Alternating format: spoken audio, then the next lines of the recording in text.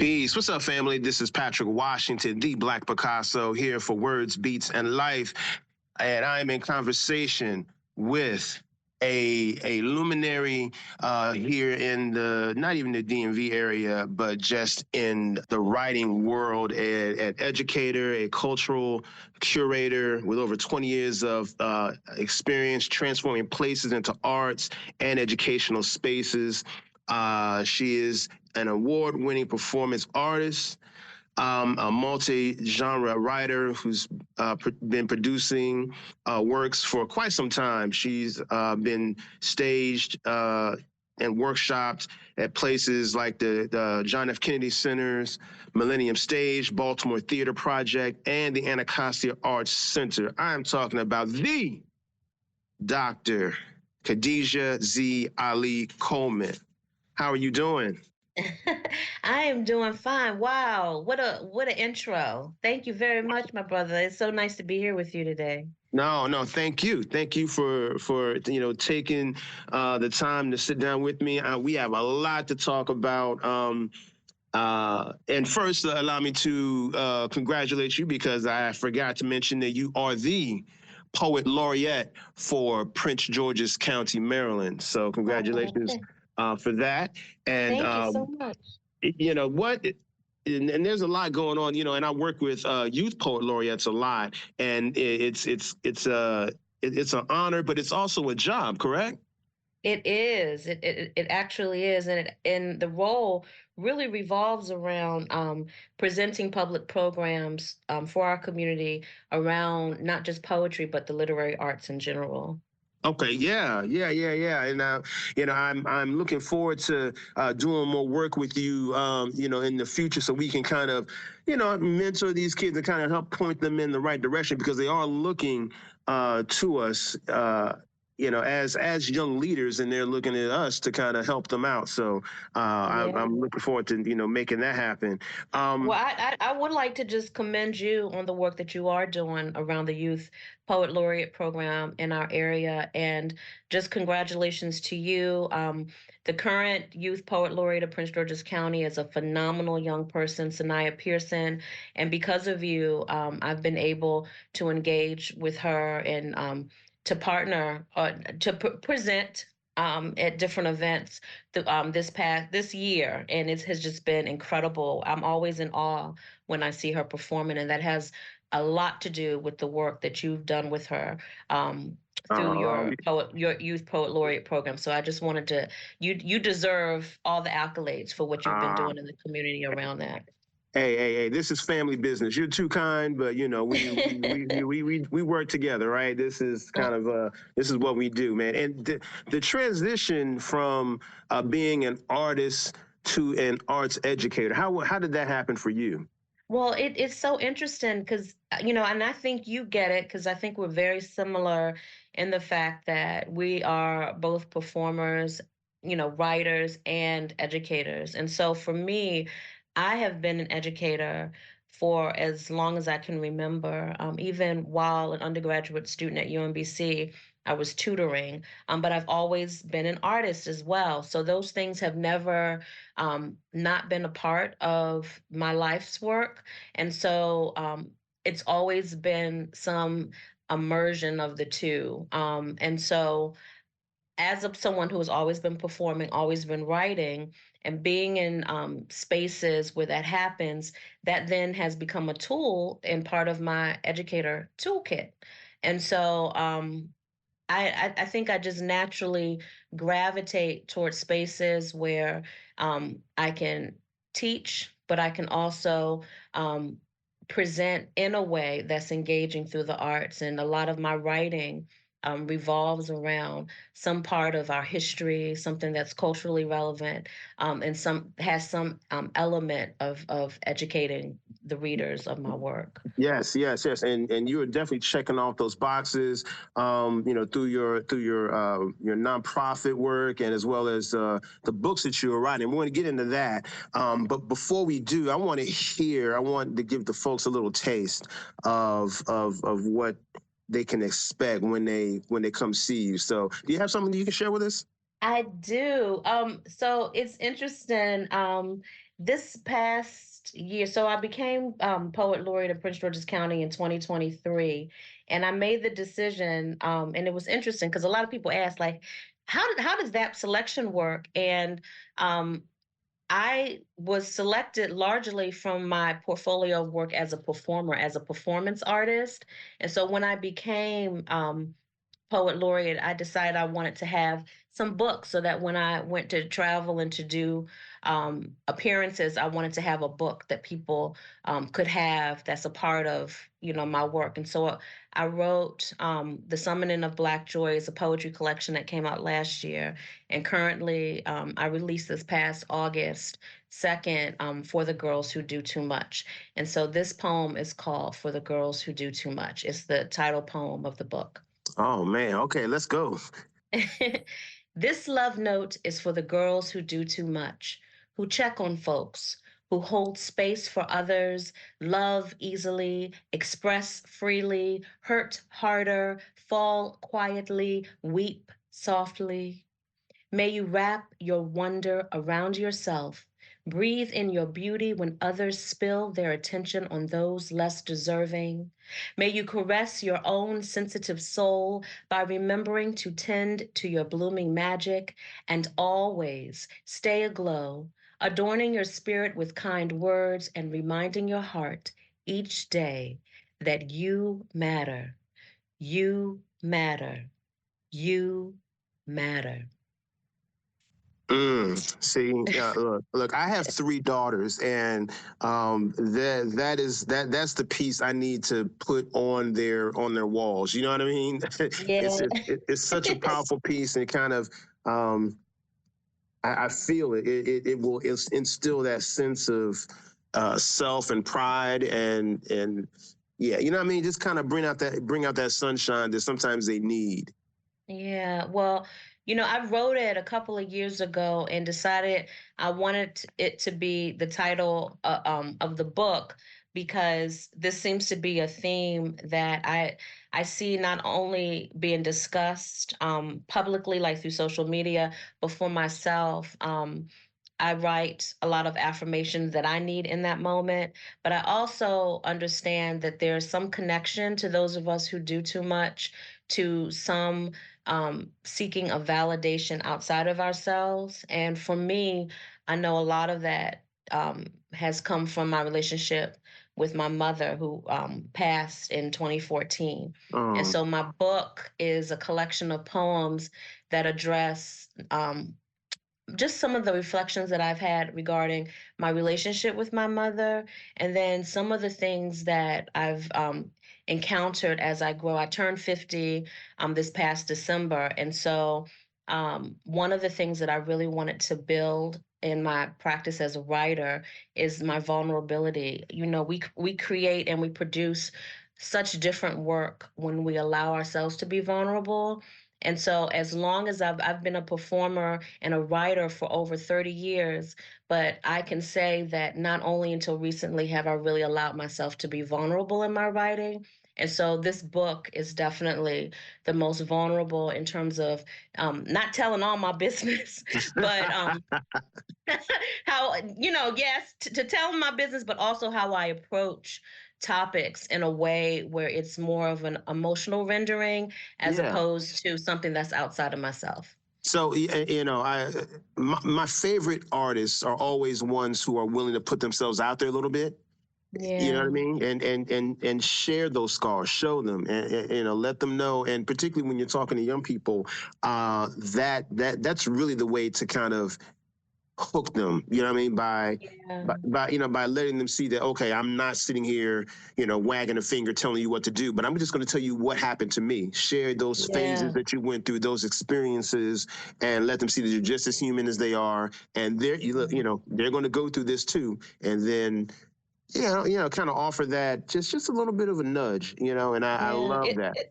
It's so interesting that you said that you use those words in particular. Someone who I've known for a while, and we actually met online. We've been part of online writing communities.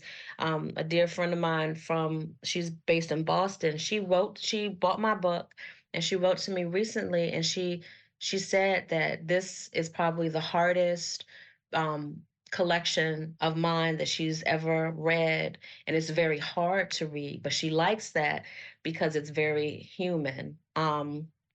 And she didn't know at the time when I was reading this reflection of hers about my work, I was crying because um, what she ended with was to think that you kept so much of this inside for all of these years, and so many of us have no idea.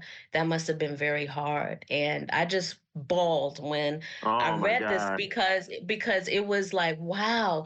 Because what happens when you're vulnerable is people finally start to see you. And that's what Mm, made me cry. It was like, oh my God, I am mhm. finally being seen for who I am and then what I've gone through. Right. Oh my God. Yeah. See, that's a moment. That's a moment for Yeah. yourself, and then it's going to transfer, to others, out to the world. You know what I mean? But yeah. Oh my God. Let me ask you, because you're doing this work, through your poetry, but you've created several like organizations and performance groups. Let's get into that a little bit. Let's talk about Liberated Muse. Let's talk about what's it, BWPSJ? Is that right? I think so. Black Writers for Peace and Social Justice. Yep. Yes. Yeah. Tell me about these because you got your hand in several different projects. Yep, I'm a girl who does too much, right? so, so Liberated Muse, I started that in 2008, and the person I was just talking about, she was actually, that's how I met her, was through my Liberated Muse started in 2008 as a digital community, and so I had started something very akin to like MySpace. And at its heyday, I had like 700 some members, but I couldn't really upkeep it financially. So I decided to trans to kind of change the mission as this digital platform to doing more in-person events with a partner of mine. We did the Capitol Hip Hop Soul Fest for 3 years, and then I really wanted to start producing my plays. And so Liberated Muse began as a performance troupe where I was producing my plays. I would audition women, and mostly women. I think I had men in a couple of productions, but a lot of my work centers the experiences of Black women. And so eventually, it was just really a core group of women that I was working with. And when my mother was killed in 2014, um, I realized that I didn't have the capacity to keep writing plays at the momentum that I had been writing them. So we started doing tribute shows. They were very multidisciplinary. So Liberated Muse is a multidisciplinary arts group, and we present presentations that are often include spoken word, music. And you had mentioned earlier the Kennedy Center. We've been very privileged to be able to perform on the Millennium Stage. We also had a residency with the Kennedy Center in 2021 during COVID. And so we, Liberated. Well, let me just jump in. Just tell everybody, okay. Liberated Muse is the truth. Okay, like to see Oh, them perform, it will do your heart good. It will do your spirit good. Just a combination of lyricism and song and movement, and it's really, really powerful and uplifting. I mean, they give you Sweet Honey in the Rock vibes. that is such, oh my God, that is, oh my God, that means the world to me for you to say that because, I absolutely love Sweet Honey in the Rock. But Oh my God. I do want to give a shout out. Koli Aziza, Lynn Artepe, Angela Ballard. Those have been the three sisters who have really been rocking with me for over a decade now. And Koli Aziza is a solo vocalist in her own right. She had a residency on U Street at JoJo's for over 7 years, and she performs regularly. And so, just the all three women are just so highly talented, and they're my friends. That is just such an honor to to have them as collaborators with Liberated Muse. Yes, yeah, definitely. And is there a website or something we can look them up at? Definitely. Liberatedmuse.com. And our website is really the portal to finding us on social media. We just had an event this past Saturday, Wellness and Vitality Refresh. We had decided all of us are holistic practitioners in some respect. I'm a master teacher of Reiki. Um, Coley has been learning and being a practitioner with sound healing using sound bowls. And Angela is a licensed massage therapist. So we wanted to really pool our skills to do something where people aren't coming and watching us perform, but Mm-hmm, really mm-hmm. are really engaged in community with us. And so Man, yeah, so man. that's what this event on Saturday really was a success, and we were excited about that. I'm loving the sound of that. It's like you can come, you can show up and just just get the business, just get a whole spa treatment, and just get fed. You got somebody cooking, you get somebody cooking, you cover all the bases.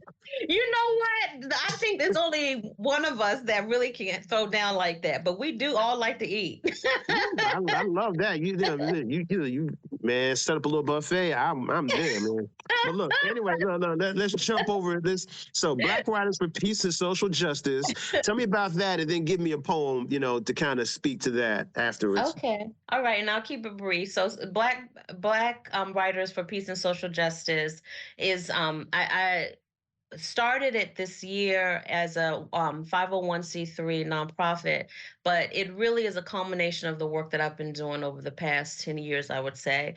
For a very long time, I've been working with writers as a creativity coach. I had a brand once called The Creative Midwife, but I really wanted a nonprofit because through a nonprofit, it's more of an opportunity for funding and to create opportunities where I'm not only serving writers with programming such as workshops and coaching and things like that, but also able to provide them opportunities, whether it's employment opportunities, publishing opportunities, retreats, and things that really build their craft, yes, but also provide opportunities for them to showcase their craft.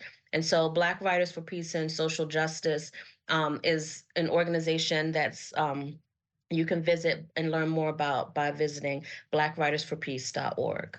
Nice, nice. Okay, we'll definitely do that. And let's get a piece before we head out. And I want to, definitely let everybody know how they can keep in touch with you afterwards. Okay. Okay, and this is the last poem. So I read to you the title poem from For the Girls Who Do Too Much, and this is the last poem in the book called Remember Who You Are. If today is one of those days where you are 2 seconds off of cussing a MF out or doing some ungodly desecration to your own sacred form, please, my dear, remember who you are. Remember the moments where you feel your softness and can touch the corners of your exhale.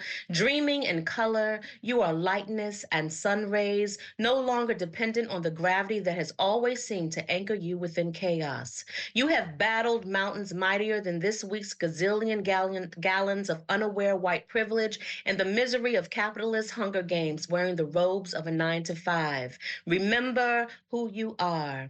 Chant your name in melodic staccato and touch your hands to your heart that continues to pound in rebellion against the weapon so often formed against it.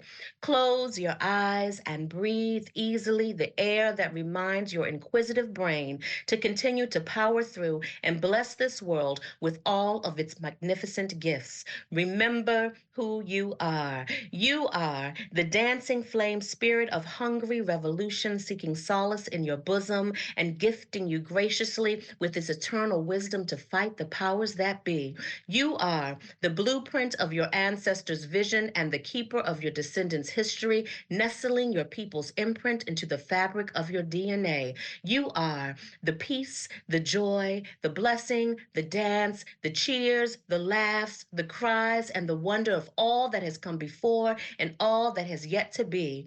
Honor it with the fullness that it was entrusted, protect it from the fragility of bad choices. Don't only know your worth, don't let others spend it without your permission, without your meticulous bookkeeping where you guard your savings with your life. Remember who you are, star. Remember who you are. My God, look, man, you just placed I don't know. I feel like you just placed a shovel in my hand. I don't know what you put. It was a shovel or uh, uh, a pin, your heart, something. You just gave me something there. I don't know what it is yet, but it It made was me a want to. blessing. It Yeah, was a yeah, it was a blessing. It made me want to run out. It made me want to just drop everything and run out into the street and do something, as my man Kamon would say, man. Thank you so much, Khadijah. You are a cool breeze. I love talking to you. I wanted to ask you more stuff about, educating, and poetry. We have to have you come back. Okay, Um, next time. Next time. absolutely, absolutely. Where can we follow you? I am Khadijah online on Instagram, Facebook, the site formerly known as Twitter, even though I'm not on there much, but I'm on Threads now, and TikTok. And so it's Khadijah, Khadijah online. So I would love to hear from folks. And folks can pick up a copy of my book. It's on Amazon. You can also go to my website, khadijaonline.com or khadijahalicoleman.com. Absolutely. Thank you so much. The summoning of Black Joy and for the girls who do too much. Love to you. And if you out there have something to say, reach out to me. You can contact me at dop@wblinc.org. Back to you in the studio. This has definitely been a jam-packed episode filled with amazing content in the first hour. Thank you so much, Patrick and Khadijah Ali-Coleman, for that amazing interview and the awesome work that you're doing here in the DMV and beyond. I had the pleasure of actually traveling to Cuba with Khadijah Ali-Coleman as a part of a delegation organized by Busboys and Poets this past year. It was definitely an eye-opening experience, and I'm really proud to